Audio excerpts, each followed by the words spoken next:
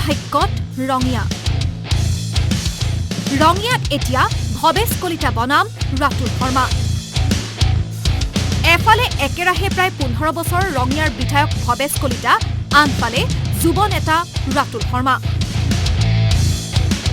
দুইজনেই গৰম কৰি ৰাখিছে এতিয়া ৰঙিয়াৰ ৰাজনীতি।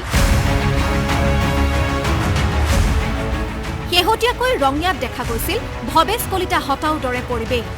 নিজ সমষ্টিতে এলাগী হোৱা দেখা গৈছিল বৰ্তমানৰ বিধায়ক ভৱেশ কলিতা। ৰঙিয়াত স্থাপন কৰা ফলকত নাছিল ভৱেশ কলিতাৰ নাম, আৰু কলিতাৰ পৰিৱৰ্তে দেখা গৈছিল যুৱ নেতা তথা ৰাজ্যিক বিজেপিৰ সম্পাদক ৰাতুল শৰ্মাৰ নাম।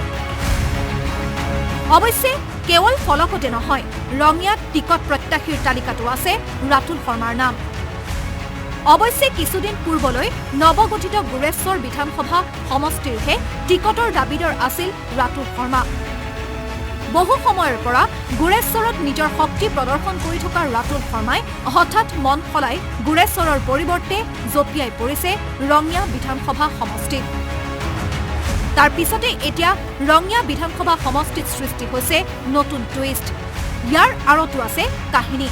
বৰ্তমানৰ ৰাজ্যিক বিজেপিৰ সভাপতি দিলীপ শইকীয়া আৰু প্ৰাক্তন ৰাজ্যিক বিজেপিৰ সভাপতি ভৱেশ কলিতাৰ মাজত থকা সংঘাত সকলোৱে জানে। সেয়ে এতিয়া প্ৰশ্ন উত্থাপন হৈছে, অতদিনে গুৰেশ্বৰ সমষ্টিত নিৰ্বাচন খেলাৰ মন মেলি থকা ৰাতুল শৰ্মাই কিয় আৰু কাৰ সাহসত হঠাৎ গুৰেশ্বৰৰ পৰা ৰঙিয়া সমষ্টিলৈ মন মেলিছে? এই ক্ষেত্ৰত একাংশই ক'ব খোজে, ভৱেশ কলিতাৰ সৈতে থকা সংঘাতৰ পূৰ্ণ সুবিধা বুজি ভৱেশ কলিতাক আঁতৰাই ৰঙিয়াত সংস্থাপিত কৰিব বিচাৰিছে ৰাতুল শৰ্মাক। অৱশ্যে সমষ্টি পুনৰ নিৰ্ধাৰণৰ পিছত হাজো সমষ্টিৰ অধিকাংশ ভোটেই সোমাইছিল ৰঙিয়া সমষ্টিত। হাজো সমষ্টিত অন্তৰ্ভুক্ত হৈছে ৬২,০০০ ভোট। আনহাতে কমলপুৰৰ পৰা ৰঙিয়াত সোমাইছিল ৬০,০০০ৰো অধিক ভোট। তেনে ক্ষেত্ৰত বৰ্তমান ৰঙিয়া সমষ্টিৰ মুঠ ভোটাৰৰ সংখ্যা ২,১২,০০০। নতুনকৈ অন্তৰ্ভুক্ত 10খন নতুন পঞ্চায়ত। একেদৰে পূৰ্বৰ ৰঙিয়া সমষ্টিৰ পৰাও গুৰেশ্বৰত সোমাইছে কেইবাটাও অঞ্চল। ইয়াৰে অধিকাংশই হৈছে পূৰ্বৰ হাজো আৰু কমলপুৰ সমষ্টিৰ। অৱশ্যে ৰাতুল শৰ্মা ২৬ৰে টিকট প্ৰত্যাশী নহয়। ইয়াৰ পূৰ্বেও ২০২১ চনত ৰাতুল শৰ্মাই টিকট বিচাৰিছিল হাজো সমষ্টিৰ পৰা, কিন্তু সেই সময়তো কপাল বেয়া আছিল ৰাতুল শৰ্মাৰ। সকলো ঠিকে থাকে চলিয়ে আছিল, কিন্তু শেষ মুহূৰ্তত টিকট লাভ কৰিছিল সুমন হৰিপ্ৰিয়াই। কিন্তু সমষ্টি পুনৰ নিৰ্ধাৰণৰ পিছত হাজো সমষ্টি সংৰক্ষিত হল SCৰ বাবে।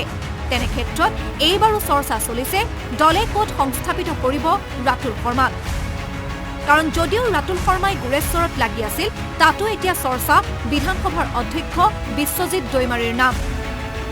গতিকে এইবাৰো বিপাঙত ৰাতুল শৰ্মা, কাৰণ টিকট প্ৰত্যাশীৰ নাম ঘোষণা নকৰিলেও মুখ্যমন্ত্ৰীয়ে এক ইংগিত দিছিল ৰঙিয়াত থাকিব ভৱেশ কলিতাই। গতিকে এই মুহূৰ্তলৈকে স্পষ্ট নহয় দলে কি ছাৰপ্ৰাইজ দিব ৰঙিয়াত। ভিডিঅ' জাৰ্নেলিষ্ট পাৰ্থৰ সহযোগত প্ৰিয়ংকা দাসৰ ৰিপৰ্ট, আছাম টক্স।